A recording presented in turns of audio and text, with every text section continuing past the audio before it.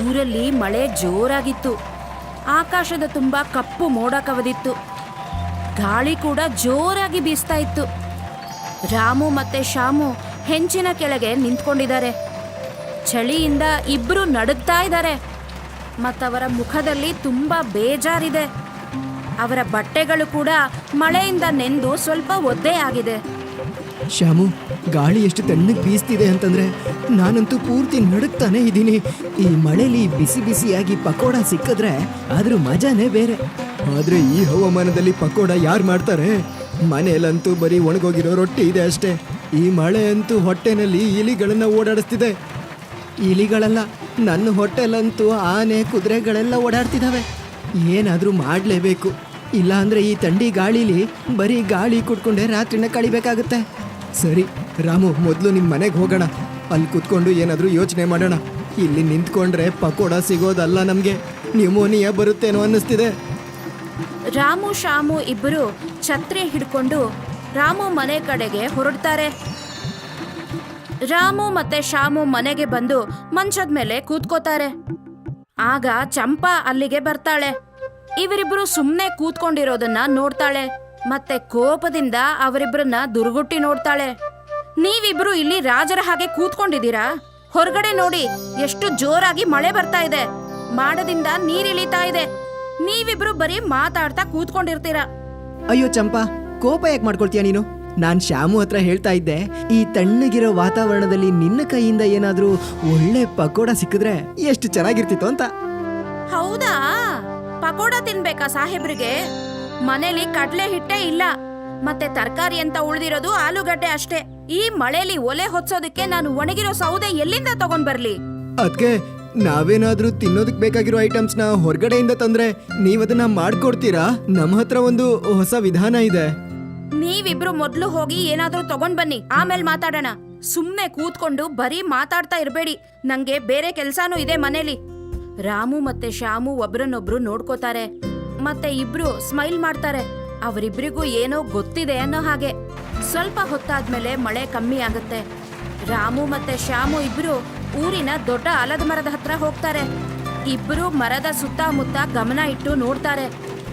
ಆಗ ಶ್ಯಾಮು ದೃಷ್ಟಿ ಮರದ ಹತ್ರ ಬೆಳೆದಿದ್ದ ದೊಡ್ಡ ದೊಡ್ಡದಾದ ಕಾಡಿನ ಮಶ್ರೂಮ್ ಮೇಲೆ ಬೀಳುತ್ತೆ. ರಾಮು, ಅಲ್ಲೋಡಲ್ಲಿ ಬೆಳ್ಳಗಿರೋ ಸ್ವಚ್ಛವಾಗಿರೋ ಎಷ್ಟೊಂದು ಮಶ್ರೂಮ್ಗಳು ಬೆಳೆದಿದ್ದಾವೆ. ನಮ್ಮ ಕೆಲಸ ಅಂತೂ ಆಯ್ತು. ಈ ಮಶ್ರೂಮ್ಗಳು ಇಷ್ಟು ದೊಡ್ಡದಾಗಿದ್ದಾವೆ. ಇವುಗಳಿಂದ ಪಕೋಡ ಮಾಡ್ಕೊಂಡು ತಿಂತಾ ಇದ್ರೆ ನಮ್ಗೆ ಬೆರಳು ಚೀಪೋದಷ್ಟೇ ಕೆಲಸ ಉಳಿಯೋದು. ಬಾ, ಬೇಗ ಇವನ್ನ ಕಿತ್ಕೊಂಡು ಹೋಗೋಣ. ಹಾ, ಬೇಗ ಬೇಗ. ಆದ್ರೆ ಒಂದ್ ವಿಷಯ ನೆನ್ಪಿಟ್ಕೋ, ಚಂಪಾ ಅದಕ್ಕೆ ಒಣಗಿರೋ ಕಟ್ಟಿಗೆ ಮನೇಲಿ ಇಲ್ಲ, ಹಾಗಾಗಿ ಏನೂ ಮಾಡೋಕ್ಕಾಗಲ್ಲ ಅಂತ ಹೇಳ್ಬಿಟ್ಟಿದ್ದಾರೆ. ಮತ್ತೀಗ ಮಶ್ರೂಮ್ ಪಕೋಡನ ಮಾಡೋರು ಯಾರು? ಈ ವಿಷಯ ಅಂತೂ ತುಂಬಾ ಚಿಂತಾಜನಕನೇ ಶ್ಯಾಮು. ಇಡೀ ಊರಲ್ಲಿ ಈಗ ಅವನೊಬ್ಬ ಮಾತ್ರ ಇಂಥ ತಣ್ಣಗಿನ ವಾತಾವರಣದಲ್ಲೂ ಕೂಡ ಏನು ಬೇಕಾದ್ರೂ ಬೇಯಿಸಬಲ್ಲ. ಆದ್ರೆ ಅವನ ಹತ್ರ ಹೋಗಕ್ ನನಗೆ ಸ್ವಲ್ಪ ಭಯ ಅಷ್ಟೇ. ನೀನೇನಾದ್ರೂ ಪೇಟುರಾಮ್ ಬಗ್ಗೆ ಹೇಳ್ತಾ ಇಲ್ಲ ತಾನೆ?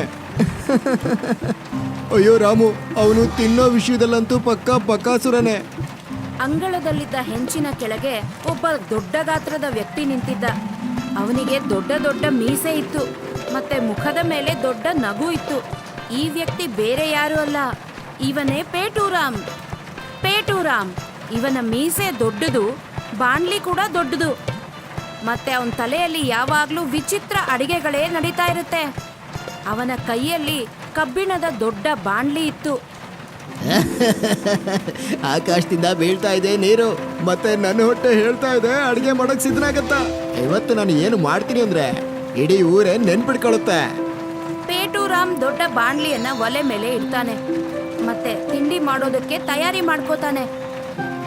ಇನ್ನೊಂದ್ ಕಡೆ ರಾಮು ಮತ್ತೆ ಶ್ಯಾಮು ಕೈಯಲ್ಲಿ ಮಶ್ರೂಮ್ನ ಬುಟ್ಟಿ ಹಿಡ್ಕೊಂಡು ಬರ್ತಾ ಇದ್ದಾರೆ. ಮತ್ತೆ ಪೇಟುರಾಮ್ ಬಗ್ಗೆನೇ ಮಾತಾಡ್ತಾ ಇದ್ದಾರೆ. ರಾಮು, ನನಗೆ ಪೇಟುರಾಮ್ ಹತ್ರ ಹೋಗೋದಕ್ಕೆ ತುಂಬಾ ಭಯ ಆಗುತ್ತೆ. ಹಿಂದಿನ ಸರಿ ಅವನು ಕುಂಬಳಕಾಯಿ ಹಲ್ವದಲ್ಲಿ ಮೆಣಸಿನ್ಕಾಯಿ ಹಾಕಿ ಎಲ್ರಿಗೂ ಒತ್ತಾಯ ಮಾಡಿ ತಿನ್ಸಿದ್ದ. ಜನ 2 ದಿನ ನೀರು ಕುಡ್ಕೊಂಡೇ ಇದ್ಬಿಟ್ರು. ನನಗೂ ನೆನಪಿದೆ ಆ ದಿನ. ಆದ್ರೆ ಶ್ಯಾಮು, ಅವನ ಕೈಯಲ್ಲೇನೋ ಜಾದು ಅಂತೂ ಇದೆ ತಾನೆ. ಅವನು ವಿಚಿತ್ರವಾಗಿ ಅಡ್ಗೆ ಮಾಡಿದ್ರು ಕೂಡ ಅದರಲ್ಲೂ ಏನೋ ಒಂಥರ ಸ್ವಾದ ಅಡ್ಗಿರುತ್ತೆ ತಾನೆ. ಮತ್ತೆ ಈ ಹಸುವಿಗೆ ಏನ್ ಮಾಡೋದು? ನೀನ್ ಸರಿಯಾಗಿ ಹೇಳ್ತಿದ್ಯಾ. ಇವಾಗ ಪೇಟುರಾಮ್ ಮಾತ್ರ ನಮ್ಗಿರೋ ಕೊನೆ ಕೊಂಡಿ. ಅವನ ಹತ್ರ ದೊಡ್ಡ ಕಡಾಯಿ ಇದೆ, ಮತ್ತವನು ಮಳೆಗಾಲದಲ್ಲಂತೂ ಏನಾದ್ರೂ ಹೊಸತನ್ನ ಅಡ್ಗೆ ಮಾಡ್ತಾನೆ ಇರ್ತಾನೆ.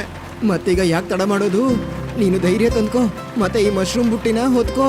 ಬಾ, ನೇರವಾಗಿ ಪೇಟುರಾಮ್ ದರ್ಬಾರಿಗೆ ಹೋಗ್ಬಿಡೋಣ. ಇಬ್ರು ಅಲ್ಲಿಂದ ಹೊರಟು ಪೇಟುರಾಮ್ ಮನೆ ಕಡೆಗೆ ಬರ್ತಾರೆ.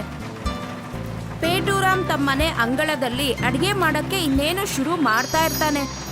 ಅದೇ ಟೈಮಿಗೆ ಅವನ ಮನೆಗೆ ಯಾರೋ ಬರ್ತಾ ಇರೋ ಹೆಜ್ಜೆ ಶಬ್ದ ಕೇಳುತ್ತೆ. ಯಾರಿದ್ದೀರಾ ಅಲ್ಲಿ? ಆಗ ರಾಮು ಮತ್ತೆ ಶ್ಯಾಮು ನಿಧಾನವಾಗಿ ಅವನ ಮನೆ ಒಳಗೆ ಬರ್ತಾರೆ. ಪೇಟುರಾಮ್ ಅವರನ್ನ ನೋಡಿ ಉತ್ಸಾಹನೂ ಪಡ್ತಾನೆ, ಖುಷಿನೂ ಆಗ್ತಾನೆ. ರಾಮು, ಶ್ಯಾಮು, ನೀವಿಬ್ರು ನನ್ನ ಅಂಗಳದಲ್ಲಿ ಏನ್ ಮಾಡ್ತಿದ್ದೀರಾ? ಮತ್ತೆ ಆ ಚಿಕ್ಕ ಬುಟ್ಟಿಲಿ ಏನನ್ನು ಹೊತ್ಕೊಂಡು ಬಂದಿದ್ದೀರಾ? ಪೇಟುರಾಮ್ ಅವರೇ, ಅದು ನಾವು ನಮಗೋಸ್ಕರ ಕಾಡಲ್ಲಿ ದೊಡ್ಡ ಮರದ ಹತ್ರ ಬೆಳ್ಳಿಗೆ ಸ್ವಚ್ಛವಾಗಿದ್ದ ಒಂದು ಮಶ್ರೂಮ್ ತಂದಿದ್ದೀವಿ. ಹೋ, ನಾವು ಯೋಚನೆ ಮಾಡಿದ್ವಿ ಈ ಊರಲ್ಲಿ ನಿಮ್ಮಂತ ಮಹಾನ್ ಅಡ್ಗೆ ಭಟ್ಟ ಬೇರೆ ಯಾರೂ ಇಲ್ಲ ಅಂತ. ಅದಕ್ಕೆ ಈ ಮಳೆಗಾಲದಲ್ಲಿ ನಿಮ್ಮನ್ನೇ ಹುಡ್ಕೊಂಡು ಬಂದ್ವಿ. ಮಶ್ರೂಮ್? ಇವತ್ತು ನಾನು ನಿಮ್ಮಿಬ್ರಿಗೂ ನನ್ನ ಕೈಯಾರೆ ವಿಶೇಷ ಮಶ್ರೂಮ್ ಪಕೋಡ ತಿನ್ನಿಸ್ತೀನಿ. ಆದ್ರೆ ನನ್ನೊಂದು ಷರತ್ತಿದೆ, ಏನೋ ಕೆರೆಕೆರೆ ಮಾಡೋ ಹಾಗಿಲ್ಲ. ರಾಮು ಮತ್ತೆ ಶ್ಯಾಮು ಒಬ್ಬರನ್ನೊಬ್ರು ಸ್ವಲ್ಪ ಅನುಮಾನದಿಂದ ನೋಡ್ತಾರೆ. ಪೇಟುರಾಮ್ ಆತ್ಮವಿಶ್ವಾಸದೊಂದಿಗೆ ನಿಂತ್ಕೊಂಡಿರ್ತಾನೆ. ಸ್ವಲ್ಪ ಹೊತ್ತಲ್ಲೇ ಅವನೊಂದು ಪಾತ್ರೆಯಲ್ಲಿ ನೀರು ತರ್ತಾನೆ. ಅದ್ರೊಳಗೆ ಮಶ್ರೂಮ್ ಹಾಕಿ ಚೆನ್ನಾಗಿ ತೊಳಿತಾನೆ. ರಾಮು ಮತ್ತೆ ಶ್ಯಾಮು ಒಂದು ಮೂಲೆಯಲ್ಲಿ ನಿಂತ್ಕೊಂಡಿರ್ತಾರೆ. ಪೇಟುರಾಮ್ ಅವರನ್ನೇ ನೋಡ್ತಾನೆ. ನೀವಿಬ್ರು ಅಲ್ಲಿ ಕೋಣೆಲಿ ಏನ್ ಗುಸು ಮಾತಾಡ್ತಿದ್ದೀರಾ? ಓಡೋಗೋ ಪ್ರಯತ್ನ ಕೂಡ ಮಾಡಬೇಡಿ. ಇವತ್ತು ಈ ಮಶ್ರೂಮ್ ಪಕೋಡದಲ್ಲಿ ಎಂತ ಗುಪ್ತ ಮಸಾಲ ಹಾಕ್ತೀನಿ ಅಂದ್ರೆ ಯಾರು ಯೋಚನೆನೂ ಮಾಡಿರೋದಿಲ್ಲ. ಗುಪ್ತ ಮಸಾಲ? ಪೇಟುರಾಮ್ ಅವ್ರೆ, ದಯವಿಟ್ಟು ಬೇಡ್ಕೋತೀವಿ, ಇದರಲ್ಲಿ ಏನು ಹೊಸ ಪ್ರಯೋಗನ ಮಾಡೋದಕ್ಕೆ ಹೋಗ್ಬೇಡಿ. ಏನಂದ್ರೆ ನಾವು ಸಾದಾ ಸೀದಾ ಮನುಷ್ಯರು, ಸಾಧಾರಣ ಪಕೋಡನೇ ತಿಂತೀವಿ. ಬಾಯ್ ಮುಚ್ಚು. ಪೇಟುರಾಮ ಏನ್ ಮಾಡ್ತಾನೋ ಅದು ಇತಿಹಾಸನ ರಚಿಸುತ್ತೆ. ನಾನು ಈ ಪಕೋಡನ ಮಾಡ್ಬೇಕಾದ್ರೆ ಸ್ವಲ್ಪ ಹುಣಸೆ ಹಣ್ಣು ಮತ್ ಸ್ವಲ್ಪ ಗೋಡಂಬಿ ಹಾಕ್ತೀನಿ. ರಾಮು ಶ್ಯಾಮುಗೆ ಭಯ ಆಗತ್ತೆ. ಮುಂದೆ ಏನ್ ನಡೆಯತ್ತೆ ಅಂತ ಗೊತ್ತಾಗದೆ ಅವರಿಬ್ರು ಒಬ್ರನ್ನೊಬ್ರು ನೋಡ್ಕೋತಾರೆ. ಪೇಟುರಾಮ್ ಇನ್ನೊಂದು ಪಾತ್ರೆಯಲ್ಲಿ ಕಡಲೆ ಹಿಟ್ಟು ಕಲ್ಸಕ್ಕೆ ಶುರು ಮಾಡ್ತಾನೆ. ಮತ್ತದ್ರಲ್ಲಿ ಉಪ್ಪು, ಖಾರದ ಪುಡಿ ಮತ್ತೆ ಹುಣಸೆ ಹಣ್ಣಿನ ರಸ ಹಾಕ್ತಾನೆ. ಆಹಾ, ವಾಸನೆ ನೋಡಿ ಎಷ್ಟು ಚೆನ್ನಾಗಿದೆ. ಇನ್ನು ನಾನು ಎಲ್ಲಾ ಪದಾರ್ಥನೂ ಹಾಕಿಲ್ಲ. ಎಲ್ಲ ಹಾಕಿ ಎಣ್ಣೆಗೆ ಬಿಡ್ತಿದ್ದಾಗೆ ಪೂರ್ತಿ ಊರಿನ ಜನಗಳೆಲ್ಲ ಇಲ್ಲಿಗೆ ಓಡ್ಕೊಂಡು ಬರ್ತಾರೆ. ಸ್ವಲ್ಪ ಹೊತ್ತಲ್ಲೇ ಪೇಟುರಾಮ್ ದೊಡ್ಡ ಬಾಣಲಿಯಲ್ಲಿ ಎಣ್ಣೆ ಕಾಯಿಸ್ತಾನೆ. ಎಣ್ಣೆ ಬಿಸಿಯಾದ ತಕ್ಷಣ ಅವನು ಕಡಲೆ ಹಿಟ್ಟಿನಲ್ಲಿ ಅದ್ದಿದ ಮಶ್ರೂಮ್ಗಳನ್ನ ಅದರಲ್ಲಿ ಹಾಕ್ತಾನೆ. ಅಲ್ಲೆಲ್ಲ ಒಳ್ಳೆ ಪರಿಮಳ ಹರಡಕ್ಕೆ ಶುರುವಾಗುತ್ತೆ. ಅಷ್ಟೊತ್ತಿಗೆ ಚಂಪಾ ಕೂಡ ಅಲ್ಲಿಗೆ ಬರ್ತಾಳೆ. ಅರೆ ವಾ, ಎಂತ ಒಳ್ಳೆ ಪರಿಮಳ ಬರ್ತಾ ಇದೆ. ಪೇಟುರಾಮ್ ಅವ್ರೆ, ನೀವ್ ಏನ್ ಅಡ್ಗೆ ಮಾಡ್ತಾ ಇದ್ದೀರಾ? ಬಾರಮ್ಮ ಚಂಪಾ, ಬಾ ನೋಡು, ಇವತ್ತು ನಾನು ಮಾಡ್ತಾ ಇದ್ದೀನಿ ಪೇಟುರಾಮ್ನ ಸ್ಪೆಷಲ್ ಮಶ್ರೂಮ್ ಪಕೋಡ. ಇದನ್ನ ನೋಡೋದಕ್ಕೆ ನಂಗೆ ತುಂಬಾ ಖುಷಿ ಆಗ್ತಾ ಇದೆ. ಚಂಪಾ, ನಗಬೇಡ. ಇವನು ಈ ಪಕೋಡದಲ್ಲಿ ಹುಣಸೆ ಹಣ್ಣೆಲ್ಲ ಹಾಕ್ಬಿಟ್ಟಿದ್ದಾನೆ. ಇದ್ರ ರುಚಿ ಹೆಂಗಿರುತ್ತೋ ಗೊತ್ತಿಲ್ಲ. ನನಗೆ ನನ್ನ ಜೀವದ ಮೇಲೆನೆ ಭಯ ಆಗ್ತಾ ಇದೆ. ಮಾತಾಡೋ ಸಮಯ ಮುಗೀತು. ಬನ್ನಿ ಎಲ್ರು ಕೂತ್ಕೊಳ್ಳಿ, ನಾನು ಗರಿ ಗರಿ ಪಕೋಡನ ಬಡಿಸ್ತೇನೆ. ಸ್ವಲ್ಪ ಹೊತ್ತಲ್ಲೇ ಎಲ್ಲಾರು ಅಲ್ಲೇ ಇಟ್ಟಿದ್ದ ಮಂಚದ ಮೇಲೆ ಕೂತ್ಕೋತಾರೆ. ಅವ್ರ ಮನ್ಸಲ್ಲಿ ಸ್ವಲ್ಪ ಭಯಾನೂ ಇದೆ, ಜೊತೆಗೆ ಖುಷಿನೂ ಇದೆ. ಪೇಟುರಾಮ್ ಬಿಸಿ ಬಿಸಿಯಾದ ಮಶ್ರೂಮ್ ಪಕೋಡ ಇದ್ದ ಪ್ಲೇಟ್ನ ತಗೊಂಡ್ ಬಂದು ಎಲ್ಲಾರ್ಗೂ ಕೊಡ್ತಾನೆ. ಸರಿ, ಎಲ್ರು ಒಂದೊಂದು ಪಕೋಡನ ತಗೊಳ್ಳಿ, ಯಾರು ಕೂಡ ಗಡಿಬಿಡಿ ಮಾಡಬಾರ್ದು. ಇದರ ರುಚಿ ಹೇಗಿರತ್ತೋ ಅಂತ ಮೂವರಿಗೂ ಸ್ವಲ್ಪ ಯೋಚನೆ ಆಗತ್ತೆ. ಆದ್ರೂ ಎಲ್ಲಾರು ಒಂದೊಂದು ಪಕೋಡನ ತಗೋತಾರೆ. ಮತ್ತೆ ಒಂದು ಬೈಟ್ ತಿಂದು ನೋಡ್ತಾರೆ. ತಿಂದ ತಕ್ಷಣ ಅವರ ಮುಖದ ಮೇಲೆ ಸಂತೋಷ ಮೂಡುತ್ತೆ. ಪೇಟುರಾಮ್ ಅವರೇ, ಹೊರಗಡೆಯಿಂದ ಇಷ್ಟು ಗರಿ ಗರಿ ಮತ್ತೆ ಒಳಗಡೆ ಮೃದುವಾದ ಮಶ್ರೂಮ್ ಇದೆ. ಹುಣಸೆ ಹಣ್ಣು ಸಿಹಿ ಸೇರಿ ಹುಳಿ ಸಿಹಿ ಸ್ವಾದ. ವಾ, ಇದಂತೂ ಅದ್ಭುತವಾಗಿದೆ. ನನ್ನ ಇಡೀ ಜೀವನದಲ್ಲಿ ಇಂಥ ಪಕೋಡನ ಯಾವತ್ತೂ ತಿಂದಿಲ್ಲ. ಹೌದು ಪೇಟುರಾಮ್ ಅವರೇ, ನಿಮ್ಮ ಕೈ ರುಚಿಗೆ ಸಾಟಿನೇ ಇಲ್ಲ. ಈ ಮಳೆಗಾಲದಲ್ಲಿ ಈ ಬಿಸಿ ಬಿಸಿಯಾದ ಹುಳಿ ಸಿಹಿ ಪಕೋಡ ತಿಂದು ತುಂಬಾ ಖುಷಿ ಆಯ್ತು. ನಂಗೆ ಇನ್ನೊಂದ್ ಸ್ವಲ್ಪ ಕೊಡಿ. ನೋಡಿದ್ರ ನೀವೆಲ್ಲ, ನಾನು ಹೇಳಿದ್ದೆ ಅಲ್ವಾ, ಪೇಟುರಾಮನ ಬುದ್ಧಿ ಮತ್ತೆ ಅವನ ಕಡಾಯಿ ಯಾವತ್ತು ಖಾಲಿ ಆಗೋಕ್ ಸಾಧ್ಯನೇ ಇಲ್ಲ. ತಿನ್ನಿ, ಹೊಟ್ಟೆ ತುಂಬ ತಿನ್ನಿ. ಒಳಗಡೆ ಇನ್ನೂ ಒಂದು ಕಡಾಯಿ ಪಕೋಡ ತಯಾರಾಗಿದೆ. ಎಲ್ಲಾರು ಪಕೋಡ ರುಚಿ ಚೆನ್ನಾಗಿ ಸವಿತಾರೆ.